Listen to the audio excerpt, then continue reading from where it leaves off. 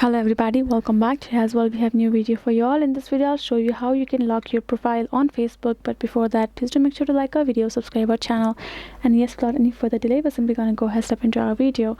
For the matter, the first thing would be simply for you to go ahead access your particular Facebook app. Once you have done so, this kind of particular interface gonna pop up here in this home section, right?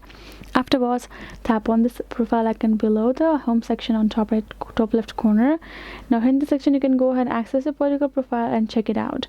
If you want to lock it, you're simply gonna go ahead tap on this three dot icon beside edit profile and tap on this option called lock profile just given below the view as.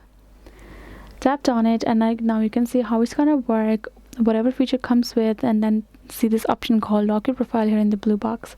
Tap on it, and now again tap on OK, and now you can see you have locked your profile and learn more. Now you have successfully locked your Facebook profile there in Facebook, and that is simply the way for you to do it. Hope this video was helpful to you all. Thank you so much for watching, and yes, I'll be seeing you guys in our next video.